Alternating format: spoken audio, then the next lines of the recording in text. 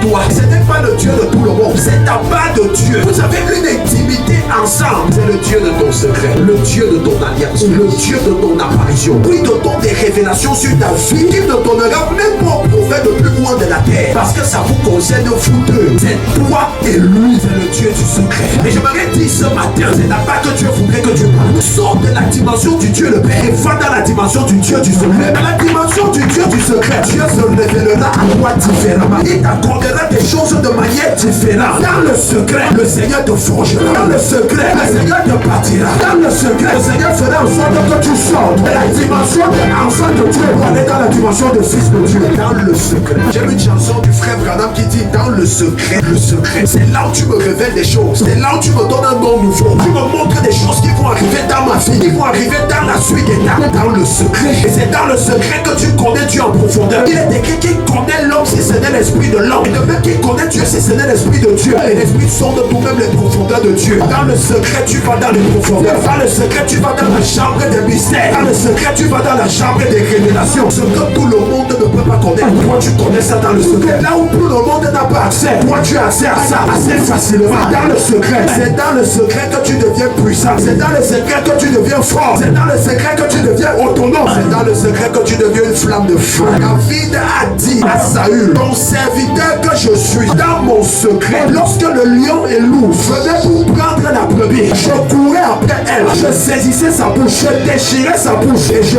ramenais la brebis. C'est ce que je faisais dans le secret. Et c'est ce que je vais faire à cette circonstance. Mesdames, mesdemoiselles, ce monsieur, si ton secret est profond, ta lumière sera profonde. Si ton secret est profond, ta lumière sera profonde. Connais le Dieu du secret. Connais le Dieu du secret. Il n'est pas le Dieu de tout le monde. Il est ton Dieu. Ce qu'il ne dit pas à tout le monde, il te dira à toi. Et pour être avec le Dieu du secret, pour être ami de Dieu. Les gens qui sont encore dans la dimension de Dieu le Père ne peuvent pas te comprendre. Moi qui est dans la dimension du Dieu du secret. Va dans le secret. Va dans le secret. À chaque fois, j'ai dit une chose. Je prie pour quelqu'un en public. Je ne connais pas faire de longues prières. Au nom de Jésus, je ne connais pas ça. Parce que je me suis chargé suffisamment dans le secret. Et je sais qu'une seule parole, c'est accompli. Parce que le secret m'a chargé. Dis à ton voisin le Dieu du secret. Le Dieu du secret. Tu dois le connaître. Tu dois le connaître. Le Dieu du secret. Le Dieu du secret. Tu dois chercher à le connaître.